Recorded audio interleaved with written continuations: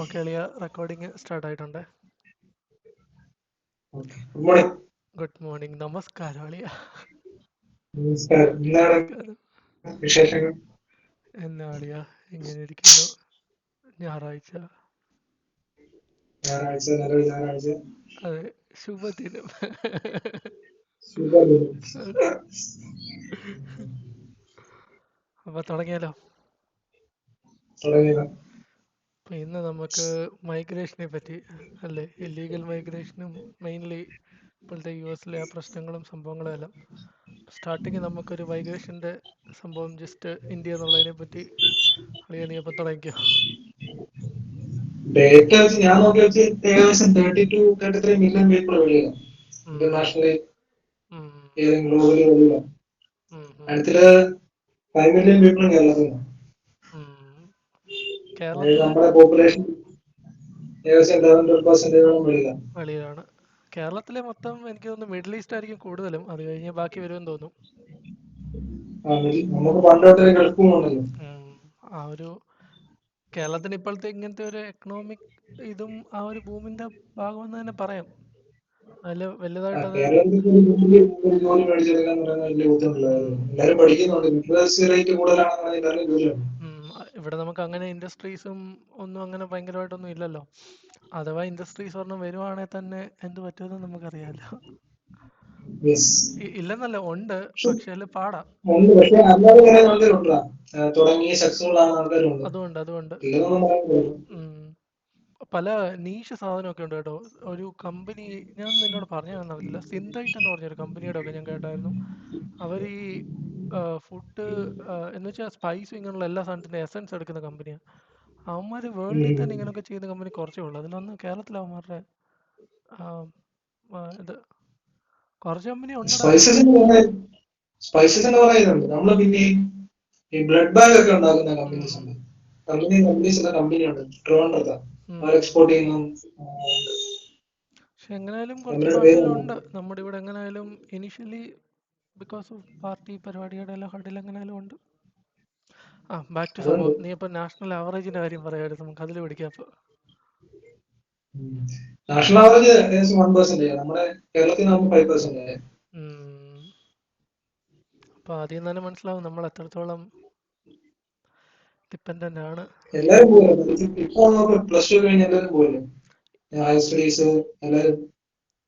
ഇപ്പം പിള്ളേരൊന്നും ഇവിടെ ഇല്ലല്ലോ. പഴയ ഇപ്പം നമ്മുടെ ടൈമിലാണെന്നുണ്ടെങ്കിൽ സ്റ്റേറ്റ് വിട്ടുള്ള കളിയായിരുന്നു. ഇപ്പൊ കൺട്രി വിട്ടുള്ള കളിയാ. ചിലതെല്ലാം ഏകദേശം ഒരുപോലെയാണ് എനിക്ക് തോന്നുന്നത്.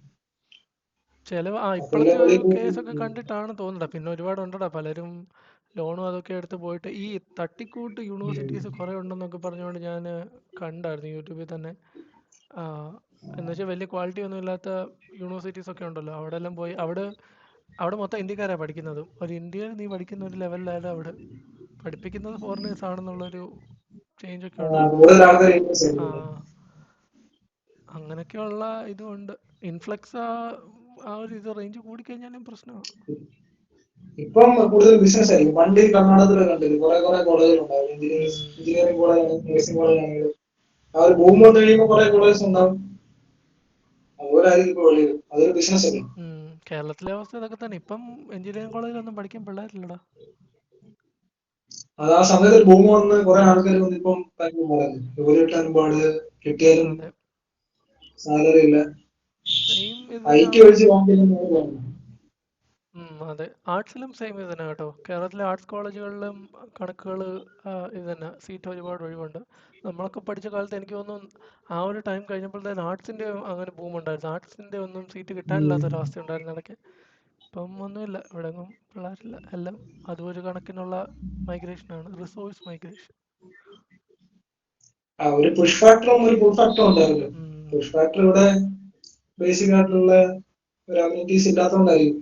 പിന്നെ അവിടുത്തെ ബെറ്റർ ഓപ്പർച്യൂണിറ്റീസും ക്വാളിറ്റി ഓഫ് ലൈഫ് ഒന്നും കൂടുതലില്ല. പിന്നെ നമുക്കൊന്നും അന്നത്തെ ടൈമിൽ ഇതിന്റെ കാര്യങ്ങൾ ഫുള്ളി അറിയത്തുമില്ലായിരുന്നു. പിന്നെ എത്ര ഈസിലി പോകാം. നമ്മുടെ സമയത്ത് അതായിരുന്നു, ഫുൾ ആ കളിയായിരുന്നു. ഇപ്പം പിന്നെ ഇതിൽ തന്നെ ഒരുപാട് കൺസൾട്ടൻസീസും സാധനം അതും ഇതും എല്ലാം കൊണ്ട് എങ്ങോട്ട് ഇറങ്ങി കഴിഞ്ഞാലും ഇതിൻ്റെ ഒരു കൺസൾട്ടൻസി നിനക്ക് കിട്ടും. കൂടുതൽ ഇൻഫോയും അവിടെ ഉണ്ട്, എവിടെ അത് ഇതെന്നൊക്കെ ഉള്ളതല്ല. അങ്ങനെ യൂട്യൂബ്, ആ ഇൻസ്റ്റാഗ്രാം, അതിന്റെ ഇൻഫ്ലുവൻസ് ഭയങ്കരല്ലേ. നമ്മുടെ സമയത്ത് അങ്ങനെ ഇത്രയും പെനട്രേറ്റ് ചെയ്ത് പോകുന്നില്ല ഈ സംഭവങ്ങൾ. ഇതിൻ്റെ ഒരു ഇതെല്ലാം നമ്മൾ ലീഗലി പറയാം. നമ്മുടെ ഈ പോയിന്റ് തന്നെ കണക്ട് ചെയ്യാൻ നമുക്ക് നേരെ ഇല്ലീഗലിലോട്ട് വരാം. ഇപ്പൊ നടന്ന US നിന്നുള്ള ഡിപ്പോർട്ടേഷൻ ആണല്ലോ ഇപ്പോഴത്തെ മെയിൻ ചർച്ചാ വിഷയം. അതെ. അതിനെ പറ്റി പറയുവാണെങ്കിൽ ഡേറ്റ വെച്ച് നോക്കുവാണെങ്കിൽ 104 പേരാണ് ഇപ്പം ഈ ഫസ്റ്റ് ബാച്ചിൽ ഇപ്പം വന്നേക്കുന്നത്, ഡിപ്പോർട്ട് ചെയ്തേക്കുന്നത് അവിടുന്ന്. അതും അവരെ കണ്ടുപിടിച്ച് ഡിപ്പോർട്ട് ചെയ്തു. അതെ അതെ അതെ അതെ. ഇവര് കുറേ ദിവസമായിട്ട് അവിടെ ഇതിൽ പലരും ഓൾറെഡി അവരുടെ കസ്റ്റഡിയിലായിരുന്നു. 10 ദിവസമൊക്കെ കസ്റ്റഡിയിൽ അവിടെ ഇരുന്നവരും ഉണ്ട്. അതിൽ 19 വിമനും 13 മൈനേഴ്സും ആണെന്ന് തോന്നുന്നു. അങ്ങനെ ഇത് കൂടുതലും ഇപ്പം ഇന്ത്യയിലോട്ട് വന്നേക്കുന്ന സ്റ്റേറ്റ് പറയുവാണെന്നുണ്ടെങ്കിൽ പഞ്ചാബ്, ഗുജറാത്ത്, ഹരിയാന, UP, പിന്നെ മഹാരാഷ്ട്രയിൽ നിന്നും ആളുണ്ടായിരുന്ന ന്യൂസ് ഉണ്ട്. ഈ ന്യൂസിൻ്റെ എല്ലാ ലിങ്ക് ഞങ്ങൾ ഡിസ്ക്രിപ്ഷനിൽ ഇട്ടേക്ക്. ഈ പറയുന്ന എല്ലാ ഡേറ്റയും പല രീതിയിൽ നിന്ന് ക്രോഡീകരിച്ചിട്ടുള്ള, എന്തെങ്കിലും മിസ്റ്റേക്ക് ഉണ്ടെങ്കിലും ആ സാധനത്തിൽ കാണും. അപ്പം അങ്ങനെ ഉണ്ട് ഡേറ്റ ഉണ്ട്. ഇവർ പിന്നെ ഈ എന്താ പറയുന്നത്, മിലിറ്ററി ഫ്ലൈറ്റിൽ എനിക്ക് തോന്നുന്നു ആദ്യമായിട്ട് ഇങ്ങനെ കൊണ്ടുവരുന്നതെന്ന് തോന്നുന്നു, ഡിപ്പോർട്ട് ചെയ്യുന്നത്. ഇപ്പോഴത്തെ പ്രശ്നം ഇവരെല്ലാം ഹാൻഡ് കഫ് ഒക്കെ ചെയ്ത് ക്രിമിനൽസിനൊക്കെ കൊണ്ടുവരുന്നതിൻ്റെ കൂട്ടമുള്ള പ്രശ്നമാണല്ലോ. നമ്മുടെ പാർലമെന്റിലും എല്ലാം അതൊരു വൻ പ്രശ്നമായിരുന്നല്ലോ. അപ്പോൾ എനിക്ക് തോന്നുന്നു നമ്മുടെ ജയശങ്കർ മന്ത്രിജി ഇത് അങ്ങനെ ചെയ്യാൻ പാടില്ലെന്ന് കണ്ടം ചെയ്തിട്ടുണ്ടെന്ന് തോന്നുന്നു. ഇപ്പം അതിന് പ്രതിഷേധം അറിയിച്ചിട്ടുണ്ടെന്ന് തോന്നുന്നു. പിന്നെ ഇതെല്ലാം ഇതിലെ വലിയ കോമഡി എന്താ അറിയോ, ഇവർക്ക് എന്ത് പറഞ്ഞിരിക്കുന്നത്, ഒരുപാട് പൈസ കൊടുത്താണ് പോയേക്കുന്നത്. നമുക്ക് വിചാരിക്കാൻ ഒക്കുന്നതിനെക്കാട്ടിലും മേളില്. ഇത്രയും എക്സ്പെൻസ് ചെയ്ത് ഇത്രയും പൈസ കൊടുത്ത് പോകേണ്ട ആവശ്യമുണ്ട്? എന്താ ഇതിന്റെ റീസൺ പിടിക്കുന്നില്ല. അതാണ് ഒരു ഇത് കറക്റ്റ് റീസൺ. ഇതിൽ വേറൊരു കാര്യമുണ്ട്, ഇവരെല്ലാവരും ക്യാമറയുടെ ഫ്രണ്ടിൽ വന്ന് എന്താണ് റീസൺ എന്നൊന്നും പറയാനൊന്നും നമുക്ക് ഫുള്ളൊരു ഡേറ്റ കിട്ടുമോ എന്നുള്ളതും അറിഞ്ഞുകൂടാ. തപ്പിയിട്ടൊന്നും അങ്ങനെ കിട്ടിയില്ല. കാര്യം എന്താ വെച്ച് കഴിഞ്ഞാൽ ഒന്നാമത് ഇതിൽ ഇല്ലീഗൽ പരിപാടിയാണ്.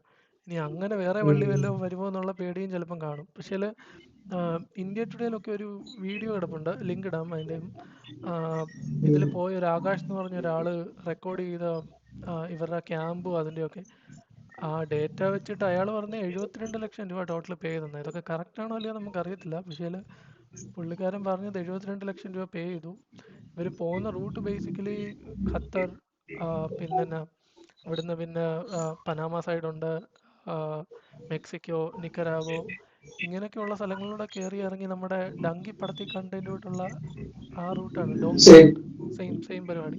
ഇവർക്ക് മൂന്നടിക്ക് എന്ത് സംഭവിച്ചാലും ഒന്നും ആർക്കും ഒന്നും പറയാൻ പറ്റില്ല, ഒന്നും ഒന്നും പറയാൻ അറിയത്തില്ല. ഒന്നും അറിയത്തുമില്ല. ഈ ഇവർ തന്നെ പലരും പറയുന്നുണ്ട് ഇവരുടെ കൂടെ വേറെ രാജ്യക്കാരും ഉണ്ട്, പലരും മരിച്ചു പോയിട്ടുണ്ട്. ചിലരെയൊക്കെ അവിടെ തന്നെ ഇവരെടുത്തുകൊണ്ടൊന്നും പോകുന്നില്ലല്ലോ. ഒരാൾ മരിച്ചു കഴിഞ്ഞാൽ അവിടെ കിടന്ന് കഴിഞ്ഞു, പരിപാടി കഴിഞ്ഞു. എല്ലാവരും ഇങ്ങനെ ടൂറിസ്റ്റ് വിസയിലെല്ലാം അങ്ങനെ കയറി ഇറങ്ങി അവിടെ എല്ലാം. ഇതെല്ലാം ഒരു വലിയ കണക്റ്റഡ് ഗ്യാങ് ആയിട്ട് തന്നെയാണ് തോന്നുന്നത്. പിന്നെ പലരുടെയും നിന്നും ഇവർ പിന്നീട് പൈസയും വാങ്ങിച്ചിട്ടുണ്ട്. അവിടെ വെച്ച് തന്നെ ഇടിയും തൊഴിയൊക്കെ കൊടുത്ത് കൂടുതൽ ക്യാഷും അങ്ങനെയൊക്കെ. എൻ്റെ മോട്ടീവ് എനിക്ക് മനസ്സിലാവുന്നില്ല എന്തോന്നുള്ള കാര്യം. ഇത്രയും പൈസ ഇറക്കാൻ ഒക്കുമെങ്കിൽ യൂറോപ്പിലൊക്കെ പോയി ഇപ്പം സെറ്റിൽ ആകാനുള്ള പരിപാടിയുണ്ട്. അവിടെ ബിസിനസ്സൊക്കെ തുടങ്ങുന്നവർക്ക് അവിടെയുള്ള പല രാജ്യങ്ങളും ഇപ്പം എന്നാ പറയുന്നത്, വർക്ക് പെർമിറ്റും സാധനവും എല്ലാം കൊടുക്കുന്നുണ്ട്. പിന്നെ നമ്മൾ അന്ന് ഡിസ്കസ് ചെയ്തതിൻ്റെ കൂട്ട് ലാസ്റ്റ് നമ്മളത് പറഞ്ഞതിൻ്റെ കൂട്ട് ഇറ്റലിയിലും അവിടെയുള്ള സിലിസിയിലും അങ്ങനെയുള്ള സ്ഥലങ്ങളിൽ പഴയ വീടൊക്കെ മേടിച്ച് റെനോവേറ്റ് ചെയ്യാനുള്ള പരിപാടി അങ്ങനെയൊക്കെ കുറേ ഉണ്ട്. ഈ ഓപ്ഷൻസ് എല്ലാം വിട്ടിട്ടാണ് ഇത്രയും പൈസ കൊടുത്ത് ഇങ്ങനെ പോകുന്നത്. അതെ അതെ. അത് ഇല്ലീഗലാണ്. അതെ അതെ. എനിക്ക് തോന്നി ഒന്നിയിൽ ഫാമിലി പ്രഷർ പോലെ എന്തെങ്കിലും ആയിരിക്കും. കുറേ ആൾക്കാരൊക്കെ അവിടെ ഉണ്ട്, അങ്ങനെയുള്ള സോഷ്യൽ ഇതായിരിക്കും. അല്ലെന്നുണ്ടെങ്കിൽ കംപ്ലീറ്റ്ലി ഇല്ലീഗലായിട്ടുള്ള എന്തെങ്കിലും പരിപാടി ഇതിൻ്റെ പുറകെ കാണും. പിന്നെ അടുത്തൊരു ഓപ്ഷനായിട്ട് പറയാൻ ഒക്കുന്നത് ഓപ്ഷൻസ് ഇത്രയൊക്കെ ഉണ്ടെന്നുള്ളതിനെ പറ്റി അറിവില്ലായ്മയായിരിക്കണം. കാര്യം അങ്ങനെ ഒരു ഉണ്ടാകാൻ സാധ്യതയുണ്ട്. ഇത്രയും യൂട്യൂബും ഇൻസ്റ്റാഗ്രാമും ഇത്രയും അതാ പീക്ക് നിൽക്കുമ്പോൾ ആൾക്കാർക്ക് സെർച്ച് ചെയ്താൽ കിട്ടാവുന്ന സെർച്ച് ഇതല്ലേ, ചെയ്താൽ ഡേറ്റാസ് കിട്ടാവുന്നേ അല്ലേ. ഉള്ളൂ. നമ്മൾ ഇപ്പം സെർച്ച് ചെയ്താൽ കിട്ടാവുന്ന സാധനമേ ഉള്ളൂ. പക്ഷേ സെർച്ച് ചെയ്തിട്ട് നമ്മൾ വിശ്വസിക്കുന്ന ഒരു സാധനത്തിന് എഗൻസ്റ്റ് ആയിട്ടുള്ള സാധനം വരുന്നെങ്കിൽ അത് എത്ര പേര് ഇതൊക്കെ അക്സെപ്റ്റ് ചെയ്യുമെന്ന് നമുക്കറിയത്തില്ല. പിന്നെ ഈ നേരത്തെ പോയി രക്ഷപ്പെട്ടവരൊക്കെ പറയുന്ന ചില കഥകളും പരിപാടിയൊക്കെ കാണും. അപ്പോൾ അതൊക്കെ ഇൻഫ്ലുവൻസ് ചെയ്യുമെന്ന് തോന്നുന്നത്. അല്ലെങ്കിൽ നമ്മളുടെ ഒരു കോമൺ സെൻസിൽ ഇതുപോലെ 70 ലക്ഷം 40 ലക്ഷം രൂപയൊന്നും കൊടുത്ത് പോകേണ്ട കാര്യമൊന്നുമില്ല. അമേരിക്കൻ ഡ്രീം കണ്ടുകൊണ്ട് അതും ട്രംപൊക്കെ കയറുമെന്നൊക്കെ പറയുന്ന ഒരു സമയത്ത് ഇതൊക്കെ എന്ന് വെച്ച് കഴിഞ്ഞാൽ ഇവരെല്ലാം പോയതിന് മുമ്പാണ് ഓഫ് കോഴ്സ്. ബട്ട് ആ കണക്കിലോട്ട് നമുക്ക് വരാം. ഇത് തുടങ്ങിയ കാര്യങ്ങളും പരിപാടിയും അതിൻ്റെ ഇതെല്ലാം. ഇപ്പൊ ഞാൻ എന്റെ ഒരു സംശയം, ഇപ്പൊ ഇന്ത്യയിൽ ഇതിന് ഏത് സംഭവം? എടാ ഉറപ്പായിട്ടും കാണുമെന്നാണ് എൻ്റെ ഒരു ഇത്. കാര്യം ഇവിടെ നിന്നാണല്ലോ ഇവർ പോകുന്നത്. ഈ ഡോങ്കി റൂട്ട് കയറ്റി വിടാൻ ഇവിടുന്ന് എവിടെ പോകണം, എവിടെ ചെല്ലണം.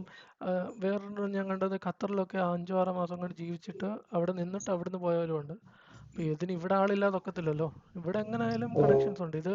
ഇതൊരു ഇന്റർനാഷണൽ എന്ന് പറയുന്ന ഒരു പരിപാടി ആയിരിക്കും. നമ്മുടെ CA പടം പോലത്തെ സെറ്റപ്പാന്ന് തോന്നുന്നു. ദിസ് മെമ്പർ ഈസ് എന്താ പറഞ്ഞത്, കമ്മ്യൂണിസ്റ്റ് പാർട്ടിയുടെ മെമ്പറാണെന്ന് പറഞ്ഞ് കത്തൊക്കെ എഴുതി കൊടുക്കുന്ന പരിപാടിയാന്ന് തോന്നുന്നു. അതെ അതെ അതെ, ആ കളിയാന്ന് തോന്നുന്നു. ഇല്ലാതെ നടക്കത്തില്ല. ഇവിടുന്നും ഇവരെ കണക്ട് ചെയ്ത് വിടാനൊന്നും ആളില്ലാതെ ഇത്രയും ഇതൊരു ഇല്ലീഗൽ മൈഗ്രേഷൻ അല്ലേ, അത് നടക്കത്തില്ല. പിന്നെ ഇതിന്റെ നമ്മൾ ബാക്കിലോട്ട് ഇതിന്റെ പോവാണെന്നുണ്ടെങ്കിൽ ഡേറ്റ വെച്ചിട്ട് ഈ ഡീപ്പോർട്ടേഷൻ പോളിസി ഇവരുടെ ആദ്യത്തേത് ഏലിയൻ ആക്ട് എന്ന് പറഞ്ഞൊരു സാധനമാണ് 1798 അതാണ് അന്നത്തെ. 1798 അതെ അതെ അതെ അതെ, അന്നേരത്തെ ഏർലിയസ്റ്റ് പ്രസിഡൻസിനെ നോൺ സിറ്റിസൺസ് ഡേഞ്ചറസ് ആയിട്ടുള്ള ആൾക്കാരെയും ഡീപ്പോർട്ട് ചെയ്യാൻ വേണ്ടി ഗ്രാൻഡ് ചെയ്യുന്ന ഒരു ആക്ട് ആയിരുന്നത്. അതായിരുന്നു അന്നത്തെ ഇതിൻ്റെ ഇത്. പിന്നീട് ഇതിന്റെ നമ്മളുടെ ഈ ടൈം പറയുവാണെങ്കിൽ 1798 എടാ അന്ന് ഡീപ്പോർട്ട് ചെയ്യാൻ കൊടുത്ത ആക്ട് എന്നാ ഇവന്മാര് പറയുന്നത്. എന്ന് വെച്ച് കഴിഞ്ഞാൽ അന്നത്തെ ഇവര് ഉണ്ടാക്കിയ ഒരു ആക്ടിന്റെ പേര് അതോറിറ്റി കൊടുക്കുന്നത്, പ്രസിഡൻസിന് ഇങ്ങനത്തെ സംഭവം ചെയ്യാനുള്ള അതോറിറ്റി കൊടുക്കുന്ന ആക്ട്. അന്നേരം അതിൽ ബേസിക്കലി നോൺ സിറ്റിസൺസും ഡീംഡ് ഡേഞ്ചറസ് ആയിട്ടുള്ളത്. അതിൽ നമ്മൾ പറയുവാണെങ്കിൽ അതിന്റെ മുമ്പ് ഒരു കാര്യം കൂടെ പറയണം.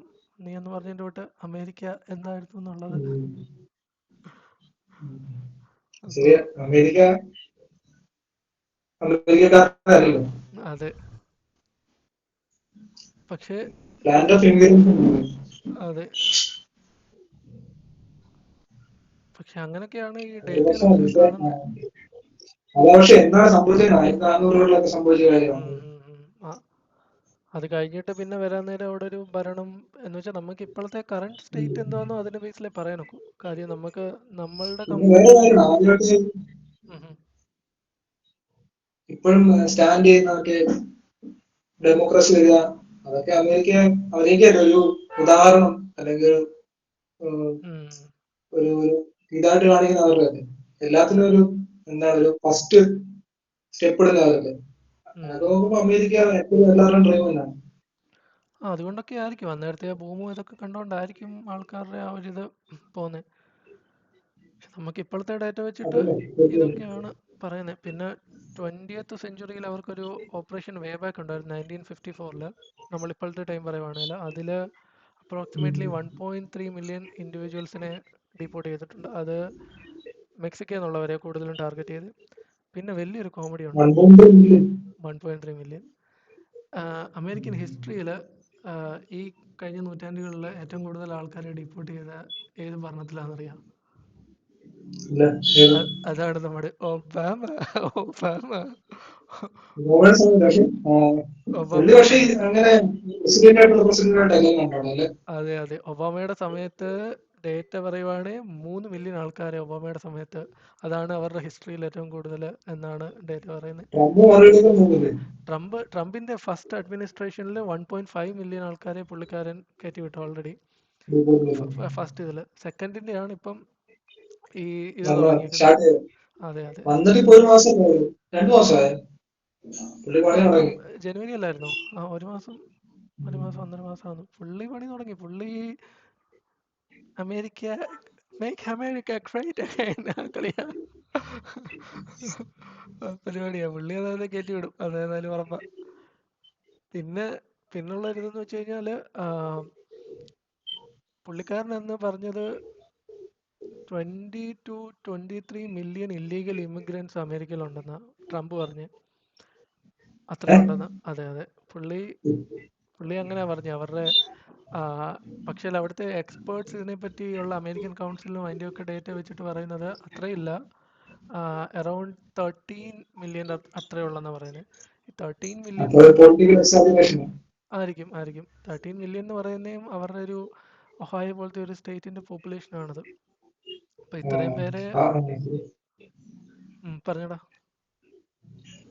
ഇപ്പം 20 മില്യൺ 25 മില്യൺ എന്നൊക്കെ പറയുമ്പോൾ അവരുടെ പോപ്പുലേഷൻ തന്നെ ഏകദേശം 5% ആയി.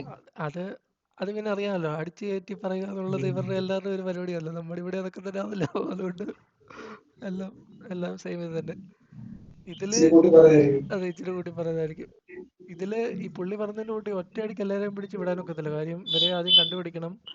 ഇവരുടെ ഇതിന് പോയിക്കുള്ള ലീഗൽ പ്രൊസീഡിങ്സും പരിപാടിയെല്ലാം നടക്കണം. പിന്നെ ഇവരെ ജയിലും അങ്ങനെയുള്ള കസ്റ്റഡീസിലൊക്കെ വെക്കും. അത് കഴിഞ്ഞിട്ടാണ് ഈ ഡിപ്പോർട്ട് ചെയ്യുന്ന ഒരു സ്റ്റെപ്പ് വരെ വരുന്നത്. അപ്പോൾ ഇതിന്റെ ടോട്ടല് പുള്ളി പറഞ്ഞതിൻ്റെ കൂടെ ഒറ്റയടിക്ക് നടക്കത്തില്ല. അമേരിക്കൻ ജയിലിൽ ഇപ്പം 1.9 മില്യൺ സംതിങ് കോൺവിക്സ് ഉള്ളതെന്നാണ് പറയുന്നത്. അവരുടെ കപ്പാസിറ്റി ഇപ്പോഴത്തെ ഇതിൽ അങ്ങനെ എങ്ങാണ്ടാണെന്ന് തോന്നുന്നു, ആ റേഞ്ചിലെങ്ങാണ്ട്. മാക്സിമം കപ്പാസിറ്റി ആണ്. അതെ അതെ, അത്രയും കണ്ട ഇപ്പോൾ ഉള്ളത്. അപ്പോൾ അത് മിക്കവാറും മാക്സിമം ആയിരിക്കും. കാര്യം അവിടെ എല്ലാവരെയും സുഖവാസത്തിനൊന്നും വിടുന്ന സ്ഥലമൊന്നും അല്ലല്ലോ. അപ്പോൾ അതായിരിക്കണം. അപ്പോൾ അവിടുത്തെ ഇതും പറയുന്നത് അപ്പം ഇതൊരു സ്റ്റേജ് ബൈ സ്റ്റേജ് പ്രോസസ് ആയിരിക്കും എന്നാണ് പറയുന്നത്. ഇനിഷ്യലി ക്രിമിനൽ പശ്ചാത്തലമുള്ള അവിടെ എന്തെങ്കിലുമൊക്കെ ക്രൈം ചെയ്തിട്ടുള്ളവരെ ആദ്യം ചെയ്യും. അങ്ങനെ അങ്ങനെ സ്റ്റെപ്പ് ബൈ സ്റ്റെപ്പ് ആയിട്ട് മൊത്തം അവരെയും കയറ്റി വിടുന്നു. അല്ലെങ്കിൽ ഇപ്പൊ ക്രിമിനൽ ഇപ്പൊ ഇല്ലീഗലായിട്ട് ഒരാൾ വന്നു, അവിടെ ഒരു ക്രിമിനൽ ആക്ടിവിറ്റി ചെയ്ത് കഴിയുമ്പോൾ ഇവരെ പിടിച്ചു കഴിയുന്നവർക്ക് അറിയത്തില്ലേ ഇവര് ഇല്ലീഗലായിട്ട് വന്നതാണ്, ഇല്ലീഗൽ മേഖലയിലാണ്, അപ്പൊ തന്നെ അവർ റിപ്പോർട്ട് ചെയ്യത്തില്ലേ? അപ്പം തന്നെ അല്ലടാ, ഇതിനും ഇതുണ്ടടാ. ചുമ്മാ പിടിച്ചിപ്പോ ഒരാളെ ബടമൊക്കെ പോയേക്കാം മക്കളെ എന്ന് പറഞ്ഞ് കയറ്റി വിടുന്ന പരിപാടിയല്ലേ. ഇതിന് പുറകെ ലീഗൽ പ്രൊസീഡിങ്സും ഉണ്ടല്ലോ. ഡോക്യുമെന്റ്സ്, പ്രൂഫ്, സംഭവം എല്ലാം കാണിക്കല്ലോ. ഏതെങ്കിലും ഒരുത്തം കൊണ്ടുവന്ന് അമ്മാരുടെ ഫെഡറൽ കോർട്ടിൽ കൊണ്ടുവന്ന് അപ്പീൽ കൊടുത്തു കഴിഞ്ഞാൽ പണി പാടുമല്ലോ. അല്ലെങ്കിൽ അപ്പം സംഭവം ഇപ്പൊ ഒരു സെറ്റാണ്. ഇന്ത്യൻ പോലും അവർക്ക് പാസ്പോർട്ടേ ഇല്ലല്ലോ, പാസ്പോർട്ടിനകത്ത് യാതൊരു ഡീറ്റെയിൽസും കാണത്തില്ല. വന്നതിന്റെ ഇല്ലീഗലായിട്ട് വന്നു കഴിയുമ്പോൾ ഡീറ്റെയിൽ ഇല്ലായിരിക്കും. അപ്പൊ എങ്ങനെയായിരിക്കും, അപ്പൊ എങ്ങനെ അവര് വിടും? കണ്ടുപിടിക്കുമായിരിക്കടാ ഇവര്. ഡേറ്റ എല്ലാം വെച്ചിട്ട് എങ്ങനെയായാലും കാണുമായിരിക്കടാ ഇന്ത്യൻ ഡിപ്പാർട്ട്മെന്റുമായിട്ടല്ല. എന്ന് വെച്ചാൽ ഒന്നാമത് തന്നെ ഒരു എത്നിക് ഇത് വെച്ച് തന്നെ നമുക്ക് ഒരാളെ കണ്ടു കഴിഞ്ഞാൽ കുറെയൊക്കെ എന്താന്നുള്ളതൊക്കെ മനസ്സിലാവുമല്ലോ. പിന്നെ അതെ അതെ, പിന്നെ ഡങ്കി റൂട്ട് പടത്തിൽ കാണിച്ചതിന്റെ കൂട്ടൊക്കെ തന്നെ ലാസ്റ്റിൽ ഇവരെ കയറ്റി വിടുന്ന വേറെ പാസ്പോർട്ടിന്റെ ഇതൊക്കെ വെച്ചിട്ട് ആള് ഇന്ത്യൻ ആണെന്ന് പ്രൂവ് ചെയ്ത് ആ ഒരു കളിയായിരുന്നല്ലോ.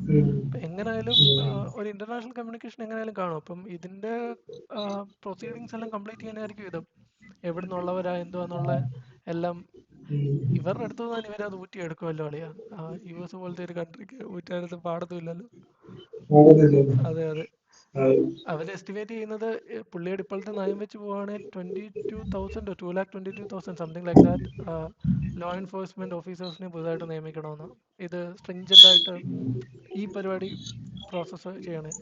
പിന്നെ ഈ എൻ്റെ റിപ്പോർട്ട് US എക്കോണമിയുടെ ആനുവൽ എക്കോണമിയുടെ GDPന്റെ 4% to 6% പൈസ ഇതിന് ചിലവാകുന്നത്. അത്രയും അങ്ങനെയൊക്കെയാ പറയുന്നത്. ഇതിൽ വേറെ കുറെ കാര്യം കൂടെ ഉണ്ടടാ. നമ്മുടെ ഇവിടെ ഇപ്പം നമ്മൾ ബംഗാളികൾ എന്ന് പറയുമല്ലോ. അവിടുന്ന് വന്ന ആൾക്കാർ ഇവിടെ നമ്മളാരും ഇവിടെ എന്താ പറയുക കൃഷി പരിപാടി അതും ബിൽഡിംഗ് കൺസ്ട്രക്ഷനും ഒന്നും ഇല്ലല്ലോ. ഒരു പണിക്ക് ഇറങ്ങത്തില്ല. അവിടെ ഇതുപോലൊക്കെ തന്നെ ഇപ്പോഴത്തെ അവസ്ഥ എന്ന് കാണുന്നുണ്ട്. കാര്യം കുറെ പരിപാടിക്കൊന്നും അവിടുത്തെ ഉള്ളവരൊന്നും ഇറങ്ങത്തില്ല. ബേസിക്കലി അവർക്ക് ജോലി കിട്ടുന്നില്ല, അതൊരു പ്രശ്നമായി ഇത്ര ആൾക്കാർ വരുമ്പോഴേ.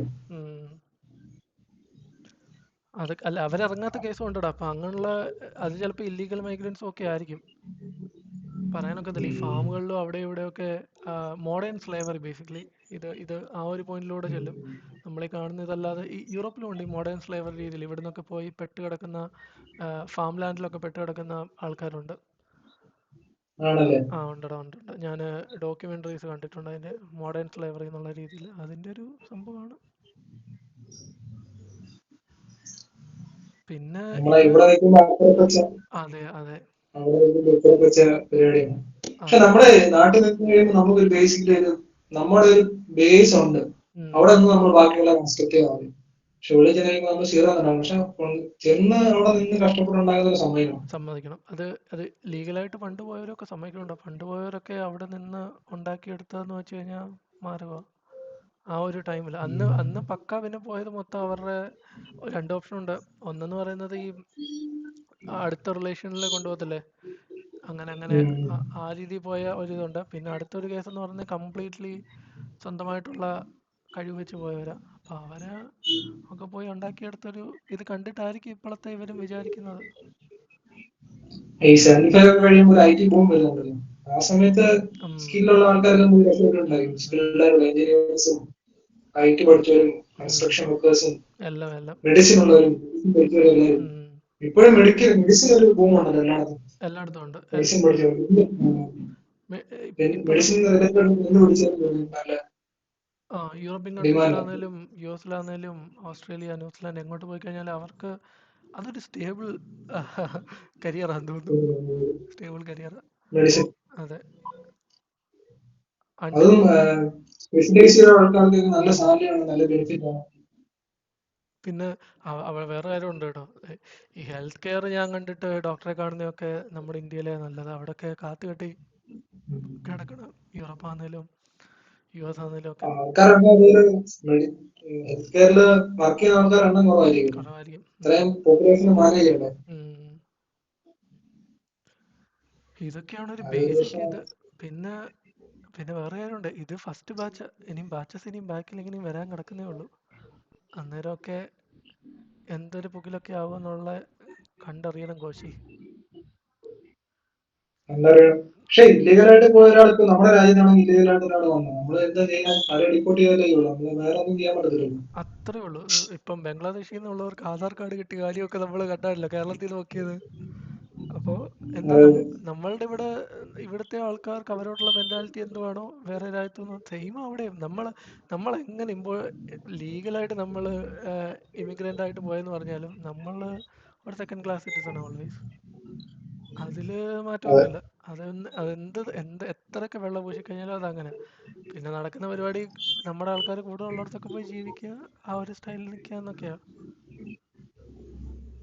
ഞാൻ കഴിഞ്ഞ ദിവസം കാനഡ വന്ന വീഡിയോ ഉണ്ടായത്, പ്രായമായ സ്ത്രീ, ഇന്ത്യൻ അല്ല, സെക്കൻഡ് ജനറേഷനാണ്, അച്ഛനൊക്കെ അവിടെ പോയി സെറ്റിൽ ആയത്.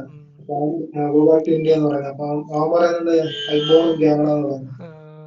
ഞാനത് കണ്ടായിരുന്നു. കുറെ ജനറേഷൻ ആയെന്ന് പറയുന്നത് നമ്മുടെ ഒരു എത്നിസിറ്റി വെച്ചിട്ട് ആൾക്കാർ അത് നമ്മുടെ ഏഷ്യൻ ആൾക്കാരെ കാണുമ്പോഴേ മനസ്സിലാവുമല്ലോ. അത് ഒന്നും ചെയ്യാൻ ഒക്കത്തില്ല. ബട്ട് എന്ത് പറയാനാ, നമ്മൾ ബാക്കിലോട്ട് പോയി കഴിഞ്ഞാൽ ഇവരെല്ലാം മൈഗ്രൻസ് ആണ്. അവരെല്ലാം അവിടോട്ട് മൈഗ്രേറ്റ് ചെയ്ത് ചെന്നവരാ. ബട്ട് ഇപ്പം നമുക്ക് വേൾഡിന്റെ ഒരു സ്ട്രക്ചർ ഇതെല്ലാം വെച്ചിട്ട് നമ്മളുടെ ഒരു കംഫർട്ട് പോയിന്റിൽ പിടിച്ച് അതിനെയാണ് കറക്റ്റ് എന്ന് പറഞ്ഞ് നിർത്താൻ ഒക്കത്തില്ല. അല്ല, നമുക്കെപ്പോഴും ഇപ്പൊ എന്താണ് ഒരു സ്റ്റെബിലിറ്റി ഉണ്ടെങ്കിൽ അത് കീപ്പ് ചെയ്യാനേ പറ്റത്തുള്ളൂ. അതേ ഉള്ളൂ. ഇനിയിപ്പോ ഒരു അനാർക്കി ഉണ്ടാകുന്നത് നമ്മള് ചുമ്മാ എന്തെങ്കിലും പറഞ്ഞ് ഒരു പ്രശ്നം ഉണ്ടാക്കുന്നതിന് നല്ലത് ഇപ്പോഴെന്താണോ പേരിലോട്ട് അത് ഒബേ ചെയ്യണം. അതേ ഉള്ളൂ. അല്ല ഒന്നും ചെയ്യാൻ ഒക്കത്തില്ല. ഇതെല്ലാം ഭയങ്കര പവർഫുൾ ആയിട്ടുള്ളതാ. പിന്നെ കുറെയൊക്കെ ഇതിനെ മണ്ടയല്ലേ എനിക്ക് തോന്നുന്നത് നടക്കുന്നതൊക്കെ. കുറെയൊക്കെ പൊളിറ്റിക്കൽ ഗിമിക്സും ഇതിനൊക്കെ അതിനുവേണ്ടിയൊക്കെ എടുക്കാനും ഒക്കെയുള്ള പരിപാടി നടക്കുന്നുണ്ട്. പൊളിറ്റിക്കലി ഇതിനെ യൂസ് ചെയ്യാനും എല്ലാം. പൊളിറ്റിക്സ് അല്ലാത്ത ഒരു സമയത്ത് ഇല്ലല്ലോ, എല്ലാ സമയത്തും പൊളിറ്റിക്സ് ആണല്ലോ. പൊളിറ്റിക്സ് ആണ് മെയിൻ, ബാക്കിയൊക്കെ പുറകിലേ ഉള്ളൂ. പിന്നെ കോർപ്പറേറ്റ്സും പൊളിറ്റിക്സും പൊളിറ്റിക്കൽ വീഡിയോസും ആണ് ശരി. പിന്നെ എന്തൊക്കെ പറഞ്ഞാലും നമുക്ക് ഒരിക്കലും നമ്മുടെ രാജ്യത്ത് വേറൊരാൾ ഇല്ലീഗലായിട്ട് വന്നിരിക്കുന്നത് സമ്മതിക്കാൻ ഒക്കത്തില്ല. യു എസിനും അതുപോലെ തന്നെ. നമ്മളിതിനെ പിന്നെ അവരെ ഹാൻഡ് കഫ് ചെയ്തുകൊണ്ട് വന്നതൊക്കെ ഒന്നും നമുക്ക് ചെയ്യാൻ തന്നെ, നമുക്ക് റിക്വസ്റ്റ് ചെയ്യാനൊക്കെ ഒക്കത്തുള്ളായിരിക്കുമല്ലോ. അത് യു എസ് അവരുടെ റൂൾസ്. അവർ ഇല്ലീഗലായിട്ട് കണ്ടുപിടിച്ച ആൾക്കാരെ അവർ ഡിപ്പോർട്ട് ചെയ്യുന്നു എന്നുള്ളൊരിതേ ഉള്ളൂ. പ്രതിഷേധം അറിയിക്കാനുള്ള ഒരു പരിപാടിയേ ഉള്ളൂ. അവരുടെ കാര്യം അത്. ഒന്നും ചെയ്യാനൊക്കത്തില്ല. പിന്നെ ഈ ഒരു ഇതേ ഉള്ളൂ, ഇങ്ങനെ ഇല്ലീഗൽ പരിപാടിയൊക്കെ എടുത്ത് പോകുന്നതൊക്കെ എന്നും റിസ്ക് ആണ്. പിന്നെ ഇത്രയൊക്കെ എമൗണ്ട് കൊടുത്ത് ലൈഫ് തന്നെ പോകുന്നുള്ള രീതിയിലാണ് പോകുന്നത്. അതിന്റെയൊക്കെ അതും കുറച്ചു പേരൊക്കെ പോവാണെങ്കിൽ നമുക്ക് ഓർക്കാം. പക്ഷെ ഇത് കുറച്ച് നമ്പേഴ്സ് ഒന്നും അല്ലല്ലോ. അതുകൂടാ ഞാൻ ആ വീഡിയോയുടെ ഒരു കാര്യം പറഞ്ഞില്ല. ഇന്ത്യ ടുഡേയിൽ ഒരു വീഡിയോ വന്നേ, ആകാശ് എന്ന് പറഞ്ഞു. ആ ചെറുക്കന് 20 വയസ്സുള്ളടാ. അവരെഴുതി വെച്ച ഡേറ്റ വെച്ചിട്ട് 20 വയസ്സുള്ള ചെറുക്കനാണ് 72 ലക്ഷം രൂപ. അതാണ് എനിക്ക് തോന്നുന്നടാ. നേരത്തെയൊക്കെ പോയി രക്ഷപ്പെട്ടവര് വാമക്കളെ കയറുകയാണ് ഇവിടെ സൂപ്പറാ എന്നൊക്കെ പറഞ്ഞുള്ള ഒരു ഇതാന്ന് തോന്നുന്നു. ആ ഒരു ഇതായിരിക്കും. എടാ സ്കില്ല് പഠിച്ചില്ലേ പോട്ട്, നീ അത്രയും പൈസ കൊണ്ട് അതുകൊണ്ട് ബാങ്കിൽ ഇട്ട് കഴിഞ്ഞാൽ അല്ലെ SIP പരിപാടിയോ നീ എന്തെങ്കിലും ബിസിനസ് കൊടുക്കുമോ പോട്ട്. യൂറോപ്പിൽ പോയി അവിടെ ഒരു ചായക്കട ഉണ്ടാക്ക്. ഓപ്ഷൻസ് പലതാണ്, എന്ത് ചെയ്യാന്. പക്ഷെ നമ്മൾ ജീവിക്കുന്ന എൻവയോൺമെന്റ് നമ്മളെ ഭയങ്കരമായിട്ട് ഇൻഫ്ലുവൻസ് ചെയ്യും. നമ്മൾ സംസാരിക്കുന്ന ആൾക്കാര്, നമ്മുടെ കൂടെയുള്ള ആൾക്കാര്, നമ്മുടെ ചുറ്റുവട്ടത്തിൽ 5 പേര് അടിപൊളിയാണെന്നുണ്ടെങ്കിൽ ചിലപ്പോൾ നമ്മൾ രക്ഷപ്പെടും. പിന്നെ നടക്കൂല. നമ്മുടെ ഒരു മെന്റാലിറ്റി എല്ലാം നമ്മളുടെ മെന്റാലിറ്റിയുടെ പ്രശ്നമില്ല. കണക്ഷൻസും ആ ഒരു ഇതും അതിൽ വരുവാടാ. നമ്മളുടെ ആ ഒരു ഗ്യാങ് അത് ഒരു പോയിന്റ്. ഗൈഡ് ചെയ്ത് കറക്റ്റ് ഗൈഡ് ചെയ്ത് കറക്റ്റ് ട്രാക്കിൽ പോകുകയാണെന്നുണ്ടെങ്കിൽ രക്ഷപ്പെടും. ഇല്ലെങ്കിൽ ഭയങ്കര പാടാ. എന്റെ ഒരു ഇത് വെച്ചിട്ട് എന്റെ ഒരു എക്സ്പീരിയൻസ് വെച്ചിട്ട്. എടാ അങ്ങനെ വന്നെന്ന് പറഞ്ഞാലും വേറൊരു പ്രശ്നമുണ്ട്. ചിലപ്പോൾ നമ്മളുടെ ആ, എന്ത് പറയുന്നേ, സോഷ്യൽ ബാക്ക്ഗ്രൗണ്ട്, പൊളിറ്റിക്കൽ ബാക്ക്ഗ്രൗണ്ട്, ഇങ്ങനെയൊക്കെയുള്ള കുറേ സാധനങ്ങൾ എട്ടിൻ്റെ വേറെ പഠിക്കും തരും. നമ്മളിപ്പം എത്ര സ്കിൽഡ് ആണ് എന്തുവാണെന്ന് പറഞ്ഞാലും ഇവിടെ ഇപ്പം നമ്മൾ പഠിച്ചതിനെ സപ്പോർട്ട് ചെയ്യാൻ വേണ്ടിയുള്ള ഒരു ഇൻഫ്രയും പരിപാടിയൊന്നും ഇല്ലെങ്കിൽ ഒരു കാര്യമില്ലല്ലോ. പക്ഷെ വേറെ കാര്യം നമ്മൾ എക്സ്പ്ലോർ ചെയ്യാൻ കുറെ മാർഗങ്ങളുണ്ട്. ഇപ്പൊ ലിങ്ക്ഡിൻ ഉം, ആണെന്നുണ്ടെങ്കിലും ഉം, ഉം. പണ്ടത്തെ പോലല്ല, നമുക്ക് എങ്ങനെ വേണമെങ്കിലും എക്സ്പ്ലോർ ചെയ്യാം. വേൾഡിലെ മിക്കവാറുള്ള ടോപ്പ് ലീഡേഴ്സും അങ്ങനെ ഇൻ ദ സെൻസ് ഇതിൽ വർക്ക് ചെയ്യുന്ന ആൾക്കാരും എല്ലാം ലിങ്ക്ഡിനും അങ്ങനെയെല്ലാം നമുക്ക് കണക്ട് ചെയ്യാൻ പറ്റും. നമ്മുടെ സ്കില്ല് അവരെ പോർട്രേ ചെയ്യാൻ പറ്റും. അങ്ങനത്തെ കാര്യങ്ങളൊക്കെ ചെയ്യാൻ പറ്റും. ആ സ്കില്ല് വേണം എന്നുള്ളതാണ് അത് ബേസിക്. സ്കില്ല് വേണം. പിന്നെ എടാ അവിടെയും രണ്ട് കാര്യം ഞാൻ പറയും. നീ ഇപ്പം ഈ പറഞ്ഞൊരു പോയിന്റ് നമുക്ക് അത്രയും കണക്ട് ചെയ്യാൻ ഒക്കുമെന്ന്. ഈ കണക്ട് ചെയ്യാൻ ഒക്കുന്ന ആൾക്കാരുടെ അടുത്തോട്ട് വരുന്ന ഇതുപോലത്തെ റിക്വസ്റ്റുകളും ഡേറ്റയും എല്ലാം അവരുടെ അവിടെ മാസീവായിരിക്കും വരുന്നത്. പല ഇതും അവർ ചിലപ്പോൾ മിസ് ചെയ്തെന്നും വരാം. അതുപോലെ ആയിരിക്കും അവർക്കും അങ്ങോട്ട് പോകുന്നത്. അപ്പം ആ, ഇത് കംപ്ലീറ്റ്ലി മാനേജ് ചെയ്യുന്നതൊക്കെ പാടുള്ള ഒരു പരിപാടി തന്നെ ആയിരിക്കും. ലക്ക് ഫാക്ടറുകൾ വേണം. അതും അതും കറക്റ്റ് ലക്കിനെക്കാട്ടിലും ഞാൻ ലക്കുണ്ടോ ഇല്ലയോ എന്ന് എനിക്കറിയത്തില്ല. ലക്കിനെക്കാട്ടിലും ഞാൻ പറയും ആ ഒരു കറക്റ്റ് മൊമെന്റിൽ അതിനെ യൂസ് ചെയ്യാൻ ഒക്കുന്ന ഒരു ഇതുണ്ടല്ലോ. ആ ഒരു ആ ഒരു ഇത് ഹലോ, ഇപ്പം കേൾക്കാടാ. കറക്റ്റ് ആ മൊമെന്റിൽ ലെറ്റ്സ് ഒരു ഓപ്പർച്യൂണിറ്റി ഉണ്ട്. ആ ഓപ്പർച്യൂണിറ്റി ആ മൊമെന്റിൽ അതിനെ കറക്റ്റായിട്ട് യൂസ് ചെയ്യാൻ ഒക്കുന്ന ഒരു ഇതുണ്ടല്ലോ. അത് ശരിയാണ്. ഉം. കറക്റ്റ് ടൈമിൽ ഗ്രാബ് ചെയ്തിട്ടുണ്ടെങ്കിൽ പിന്നെ കിട്ടാൻ പാടാണ്. അതെ അതെ. പലതും നമ്മുടെ അവിടെ വരുന്നതെല്ലാം ഒരു വൺ വേ ഡോർ സെറ്റപ്പ് ഒക്കെ ആയിരിക്കും. പിന്നെ വേറൊരു ഇതുകൂടെ ഉണ്ട്. നമ്മുടെ പേരൻസിൻ്റെ തലമുറയിലൊക്കെ ആണെങ്കിലും ഒരു ഗവൺമെൻറ് ജോലി അങ്ങനെയൊക്കെയുള്ള പരിപാടി ഇതൊക്കെയായിരുന്നു അവർ ഹൈ ഇതായിട്ട് കണ്ടുകൊണ്ടിരുന്നത്. പക്ഷെ ഇപ്പം അതുകൊണ്ടൊന്നും നമുക്കറിയാം നമ്മൾ ഏത് ലെവൽ വരെയൊക്കെ പോകുമെന്ന്. അന്നൊക്കെ അവരെല്ലാം ബിസിനസ്സൊക്കെ ഒരു കാര്യമില്ലാത്ത സാധനമായിട്ടൊക്കെ കണ്ടിട്ടുണ്ടല്ലേ. പക്ഷേ ഇപ്പോഴത്തെ ഒരു കേസ് അതല്ല. സ്വന്തമായിട്ട് എന്തെങ്കിലുമൊക്കെ വെഞ്ചറൊക്കെ ഉണ്ടാക്കാനും ഒക്കെ ഒത്തുകഴിഞ്ഞാൽ എനിക്ക് തോന്നുന്നു സ്റ്റേബിൾ സംഭവം. ഇപ്പോഴത്തെ AI ബൂമും എല്ലാം കണ്ടിട്ട് എനിക്ക് തോന്നിയത് അളിയ. ഞാൻ ഗെയിം കളിച്ച് രക്ഷപ്പെടാത്ത ഗെയിം കളിച്ച് സ്ട്രീം ചെയ്ത് മാത്രം പൈസ എത്ര പേരാണ്. എന്തോ ഒരു തെറിവിളി നമുക്ക് ഗെയിം പണ്ട് കളിച്ച് കേട്ടിട്ടുള്ള സ്ട്രീം ചെയ്ത് ഇല്ല. ഫോൺ കൊണ്ട് ഇരുന്നാലോ, ഫോൺ കൊണ്ട് നമ്മൾ ഇരുന്ന് കഴിഞ്ഞാൽ എന്തോ ഒരു തെറിവിളി കേട്ടിട്ടുള്ള. ഏൺ ചെയ്യുന്നതൊക്കെ നമ്മളെ ഹൈലി പെയ്ഡ് ആയിട്ടുള്ള ഒരു എംപ്ലോയി മേടിക്കുന്നതിനേക്കാൾ കൂടുതലാണ് മേടിക്കുന്നത്. അതെ അതെ. എന്തോ ഒരു ഓപ്ഷൻസ് നമ്മുടെ ഇവിടുന്ന് കേരളത്തിൽ നിന്ന് തന്നെ ഉണ്ട്. ഇതിന് എല്ലാം പൊട്ടൻഷ്യൽ ഉണ്ടല്ലോ. ഇതിൽ വേറെ വേറെ കാര്യമുണ്ടല്ലോ. ഇപ്പം ഈ ഗെയിമിങ്ങിൽ നിന്ന് രക്ഷപ്പെടുന്നതെന്ന് പറയുന്നത് ചിലപ്പം നമ്മുടെ അവിടെ നിന്ന് ആർക്കും ആക്സെപ്റ്റ് ചെയ്യാൻ ഒക്കത്തില്ല. ചുമ്മാ ഗെയിം കളിച്ചുകൊണ്ടിരിക്കുക എന്തുവാ ഇതെന്നുള്ള ഒരു ഇതായിരിക്കും. ഒരു പണിക്ക് പോകത്തില്ല. ശരി. മറ്റേ കല്യാണ കമ്പോളത്തിലൊക്കെ ചെല്ലുമ്പോൾ മാർക്കറ്റ് വളരെ കുറവായിരിക്കും. അല്ല പക്ഷെ എടാ. വേറെ കാര്യം നമ്മൾ അതിന് പൈസ ഉണ്ടാക്കി വേറെ വേറെ ഇൻവെസ്റ്റ് ചെയ്യുന്നത് അതെ എടാ. പൈസയാണ്. അവർക്ക് അങ്ങനൊന്നും ഒരു മാർക്കറ്റിൽ പോകേണ്ട കാര്യം ഇന്നലത്തെ പിള്ളേർക്കില്ലടാ. ആ ഒരു സ്റ്റേജൊക്കെ മാറി. ഇപ്പം ഇപ്പം നമ്മളൊക്കെ അതെ. അതൊക്കെ നമ്മളുടെ ഇതിലായിരുന്നു. ഇപ്പം എല്ലാം ക്യാഷ് തൊട്ട് മണി മണി. അത് എപ്പോഴും ഉണ്ടായിരുന്നു. ഇപ്പൊ ഇച്ചിരി കൂടി. ഉണ്ടാക്കാൻ അതിനുള്ള മൈലോറിറ്റി കൂടുതലാണ്. നമ്മളെക്കാളും ഇച്ചിരി പ്രിപ്പയർഡ് ആണ്. അതിനെപ്പറ്റി നല്ല ഡേറ്റ അവൈലബിൾ ആണ്. അനലൈസ് ചെയ്യുന്നുണ്ട്. നമ്മുടെ സമയത്തൊക്കെ എന്ത് മറ്റേ ഫിനാൻഷ്യൽ മാനേജ്മെന്റ് എന്നൊക്കെ പറയാൻ നമുക്കൊന്നും അറിയത്തില്ലല്ലോ. അതെ.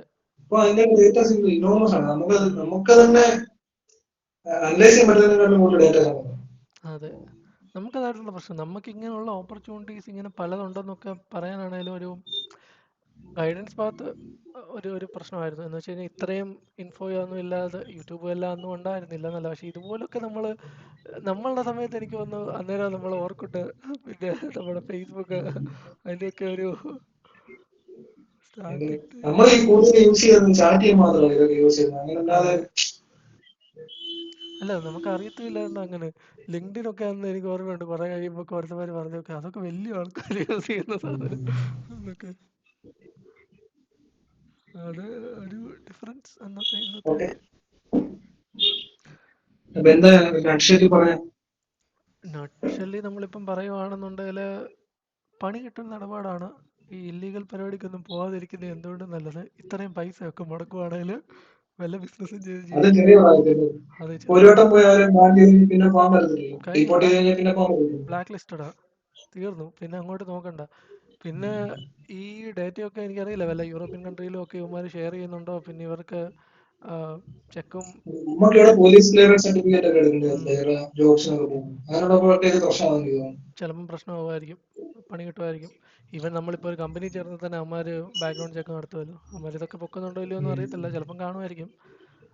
അങ്ങനെയെല്ലാം ഇതൊരു ബ്ലാക്ക് കമ്പനീസ് മാർക്കാണ്. നമ്മുടെ ഇന്ത്യൻ കമ്പനീസ് ആണ് നോക്കിയൊന്നും എനിക്ക് തോന്നുന്നില്ല. BGP ഉണ്ടടാ, ഉണ്ടോ? പക്ഷേ ഇത് എത്ര സ്ട്രിക്റ്റ് ആയിട്ടാണെന്നുള്ളതെന്ന് പറഞ്ഞില്ല. എടാ എനിക്ക് ഡ്രഗ് ടെസ്റ്റ് ഒക്കെ ഉണ്ടായിരുന്നു. ആണോ? അതെന്റെ എല്ലാം സാധനം കൊടുക്കണമായിരുന്നു. ഡ്രഗ്സ് അത് യൂസ് ചെയ്തില്ലെന്നും ഒക്കെ ഉള്ളതിനും എല്ലാം ഉണ്ടായിരുന്നു. ആ അത് ഞാൻ ആദ്യത്തെ അതൊരു ഇതായിരുന്നു, ഫാർമ ആയിരുന്നു US. അവന്മാർ ഇതായിരുന്നു, അപ്പോൾ അവന്മാരുടെ ഒരു ഒരു ഇതിനും ഇതായിരുന്നു, അവന്മാർക്ക് വേണ്ടി അതെല്ലാം ചെയ്തിട്ടുണ്ട്. അപ്പോൾ എല്ലായിടത്തും ഇതൊക്കെ തന്നെ കാണൂടാ. ഓരോ കൺട്രിയും ഓരോ നോംസും അവരുടെ കാര്യങ്ങളും എല്ലാം കാണും. അപ്പൊ അങ്ങനെയുള്ള കാര്യങ്ങൾ. അതെ അളിയ, ഇതിലപ്പം പറയാൻ ഇത്രയേ ഉള്ളൂ. നമ്മുടെ രാജ്യത്തോട്ട് ബംഗ്ലാദേശികൾ വന്ന് കയറുമ്പോൾ നമുക്ക് എന്ത് വികാരമാണോ ഉണ്ടാകുന്നത്, ആ വികാരം തന്നെ അവർക്കും അവിടെ ഉണ്ടാകുന്നത്. നമ്മളിപ്പോൾ അവിടെ നമ്മളെ നല്ലോണം ട്രീറ്റ് ചെയ്യണമെന്ന് എത്ര ദോഷം കൊണ്ടാലും വേറൊരു രാജ്യമാണ്. പിന്നെ അല്പം മനുഷ്യത്വപരമായിട്ട് ചെയ്യണം, അതില്ലെന്നൊന്നുമല്ല. കുറച്ചുണ്ടായിരുന്നു ഇവർക്ക് കഴിക്കാൻ ഒരു ആപ്പിളോ അങ്ങനെ കണ്ടൊക്കെ കൊടുത്തിട്ടുള്ളതെന്നൊക്കെ ആയിരുന്നു പറഞ്ഞത്. കുറച്ച് US പോലത്തെ ഒരു കൺട്രി ആകുമ്പോൾ നമ്മൾ കുറച്ചുകൂടെ മനുഷ്യത്വം എക്സ്പെക്ട് ചെയ്യണം, അതുള്ള കാര്യമാണ്. ബട്ട് ഇല്ലീഗൽ പരിപാടി എപ്പോഴും ഇല്ലീഗൽ പരിപാടിയാണ്. അല്ലെങ്കിൽ നിങ്ങൾ പഠിച്ച കള്ളനായിരിക്കണം. നിൽക്കാൻ പഠിക്കണം. അതെ അതെ അതെ. അമേരിക്കൻ ഡ്രീമിനെക്കാട്ടിലും ആകാശമുണ്ടെങ്കിൽ ഇന്ത്യയിൽ എന്തൊരു സെറ്റപ്പ് ഉണ്ടാക്കി ജീവിക്കുവാണെങ്കിൽ നമുക്ക് ലോകത്ത് എവിടെ വേണമെങ്കിലും പോയി കറങ്ങി കാശുണ്ടെങ്കിൽ വരാം. അവിടെ ചെന്ന് അതെ 1-2 മാസം മഞ്ഞത്ത് കിടക്കുമ്പോൾ ഡ്രീമൊക്കെ അങ്ങ് പൊക്കോളും. എന്നാലും നമ്മുടെ യൂറോപ്പിൽ പോയി താമസിക്കുമ്പോൾ അതിന്റെ സ്റ്റാൻഡേർഡ്സ് വേറെ തന്നെയാണ്.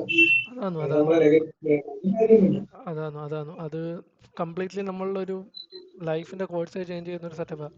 പിന്നെ ഞാൻ പറഞ്ഞ പോയിന്റ് എടാ, നമുക്കിപ്പോൾ ഇവിടെ ലെറ്റ്സ് ഈ ഒരു ട്രാവലും ഇതും എല്ലാം അഫോർഡ് ചെയ്യാനുള്ള ഒരു സെറ്റപ്പിൽ നമുക്ക് ഇവിടെ ഒരു ബിസിനസ് തുടങ്ങാൻ ഒത്തു കഴിഞ്ഞാൽ ഇന്ത്യ എന്നല്ലേ. ഇവിടുന്ന് നിനക്ക് അവിടെ പോയി നിൽക്കുക വരിക, നിന്റെ പിള്ളേരെ പഠിപ്പിക്കണമെങ്കിൽ അവിടെ പോയി പഠിപ്പിച്ചാൽ മതി. ആ ഒരു സെയിം സ്റ്റാൻഡേർഡിൽ തന്നെ നമുക്ക് ജീവിക്കാം.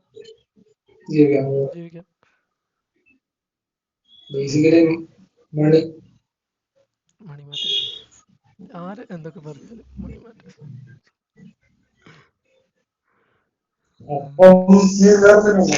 വേറെ എടാ, നിന്റെ ഡേറ്റ വേറെ എന്തെങ്കിലും പറ്റി ഉണ്ടെങ്കിൽ നമുക്ക് അതും വേണമെങ്കിൽ എടുത്തടിക്കാം ഇപ്പം. വേറെ ഇത് പറഞ്ഞ ഇമ്പോർട്ടന്റ് ആയിട്ടുള്ള കാര്യങ്ങളെല്ലാം പറഞ്ഞല്ലേ. പിന്നെ ഡാക്കയുണ്ട്. ഡാക്കയുടെ പക്ഷേ ഇപ്പം കോടതി കയറി കിടക്കുക എന്തോ ആണെന്ന് തോന്നുന്നു. വേറെ ഡേറ്റ ഉള്ളത് ഈ അമേരിക്കയിലൊക്കെയുള്ള മിക്കവാറുള്ള IT സ്കിൽഡ് ആയിട്ടുള്ള ആൾക്കാരൊക്കെ ഹൈലി സ്കിൽഡ് ആണ്. 514 കമ്പനീസ് 16 ഇന്ത്യൻ CEOs ആണ്. അമേരിക്കയുടെ അമേരിക്കൻ ടോട്ടൽ ആയിട്ടുള്ള ഇൻകം ടാക്സ് ഫയൽ ചെയ്യുന്നു. 5-6% 2023 ഇന്ത്യൻസ് ആണ്. ടോട്ടൽ ആയിട്ട് ഇൻകം ടാക്സ് ഫയൽ ചെയ്യുന്നതിൽ 5-6% കൊടുത്തിരിക്കുന്ന ഇന്ത്യൻസ് ആണ്. ആയിരിക്കടാ. എടാ, ഇന്ത്യൻസിന്റെ ഒരു ഗുണം പറയുവാണെങ്കിൽ എവിടെ പോയി കഴിഞ്ഞാലും കുറച്ച് ബോധമുള്ളവരാണ് നിൽക്കാൻ അറിയാം. ഏത് സർക്കംസ്റ്റാൻസ് ആണെന്ന് പറഞ്ഞാലും പിടിച്ച് അത് ഭയങ്കര. ഇന്ത്യ എന്ന് ഞാൻ പറയത്തില്ല, ഞാൻ പറയാം എൻ്റെ ചൈന, ഇന്ത്യ, സൗത്ത്, നമ്മൾ ഈ സൈഡിലോട്ടുള്ള മൊത്തം എന്താ പറഞ്ഞ ഏഷ്യൻ ഈ സൈഡിലെല്ലാം അതൊക്കെ തന്നെ. അതൊക്കെയാണിപ്പം കാര്യങ്ങൾ. പിന്നെ എടാ, ആന്ധ്രയിൽ നിന്നൊക്കെ ഒരുപാട് പേരുണ്ട് കേട്ടോ. ആ റൂട്ടിൽ നിന്ന് ഉള്ളവരെല്ലാം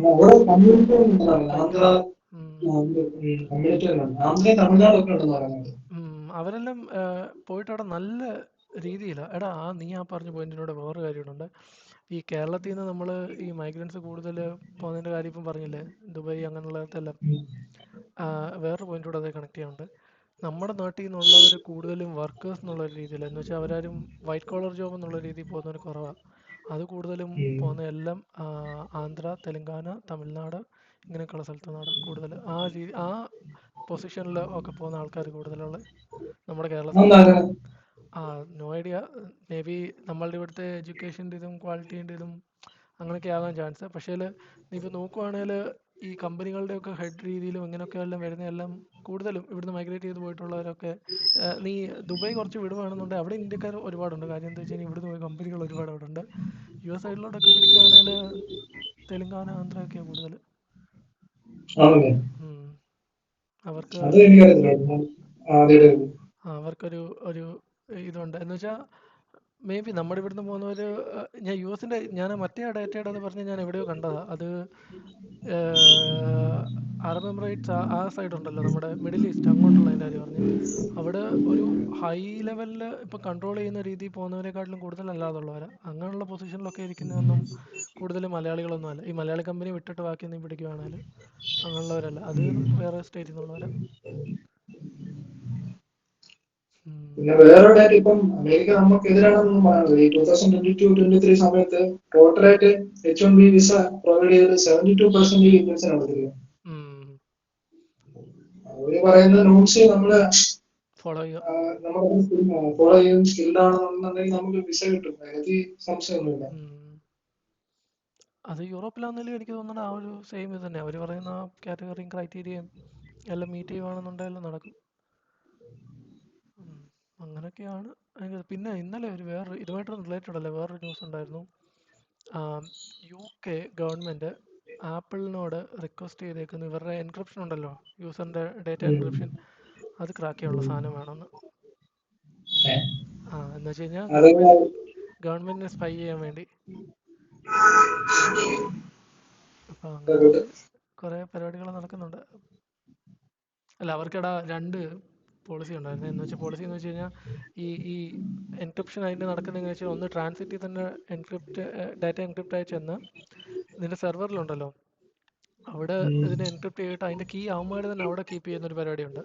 ഇപ്പോൾ എൻക്രിപ്റ്റ് ചെയ്ത കീ ഉണ്ടെങ്കിൽ നിനക്ക് ഡിക്രിപ്റ്റ് ചെയ്യാം. അപ്പോൾ അതിൻ്റെ ഡേറ്റ കൊടുക്കണമെന്നുള്ള ഒരിത് ഗവൺമെൻറ് പറഞ്ഞ്. ഈ ആപ്പിളുമാർ വേറെ അഡ്വാൻസ് ഡാറ്റ പ്രൊട്ടക്ഷൻ അങ്ങനെ വേറൊരു പ്ലാനുണ്ട്. അതിലെന്തോ ചെയ്യുമെന്ന് വെച്ച് കഴിഞ്ഞാൽ, ഈ ഡീക്രിപ്റ്റ് ചെയ്യാനുള്ള കീ സെർവറിലല്ല, നിൻ്റെ ഫോണിലാണ്. നിൻ്റെ മാക്ക് ഡിവൈസ് എന്താണെന്ന് വെച്ച് കഴിഞ്ഞാൽ, ഫോണോ എന്താണെന്ന് വെച്ച് കഴിഞ്ഞാൽ അതിലാണ്. അതപ്പോൾ ഇവർക്ക് ഒന്നും ചെയ്യാനൊക്കത്തില്ല. കാര്യം ഫോൺ കിട്ടണം അല്ലെ, അങ്ങനെയുള്ള സീനാണ്. ഇവന്മാർ അതിനൊക്കെ വാട്സപ്പ് എല്ലാ സെർവറിൽ തന്നെ തോന്നുന്നുണ്ട്. എടാ, വാട്സപ്പിൽ ഓൾറെഡി ഇവന്മാർക്ക് ആക്സസ് ഉണ്ടെന്നാണ് എനിക്ക് തോന്നുന്നത്. US ഗവൺമെൻറ് എങ്ങനെയാലും ബാക്ക്ഡോർ ഉണ്ടല്ലോ. ഒന്നും ഇരിക്കത്തില്ല, കാണുമല്ലോ. അവിടെ ഉള്ള എല്ലാ സാധനങ്ങളുടെയും ഡാറ്റ വെക്കാനുള്ള പരിപാടി അവന്മാരുടെ ഉണ്ടടാ. പ്രൈവസി പരിപാടി എല്ലാം ആണല്ലോ, ഓരോ ആൾക്കാരെ എല്ലാം അറിയാമല്ലോ. ജാതകം കിട്ടുമല്ലോ. അത് അങ്ങനെയൊക്കെയാണ് കുറെ ആ വഴിക്കുള്ളത്. ഇത്രയൊക്കെയാണ് അളിയാ അപ്പം നമ്മുടെ കയ്യിലുള്ള ഡേറ്റയും സാധനങ്ങളും എല്ലാം. അപ്പോൾ ഇതിൻ്റെ ലിങ്കുകളെല്ലാം ഡിസ്ക്രിപ്ഷൻ്റെ അകത്തിൽ നമുക്ക് പിൻ ചെയ്തൊക്കെ നടത്തില്ല, കോപ്പി പേസ്റ്റ് ചെയ്തതാണ്.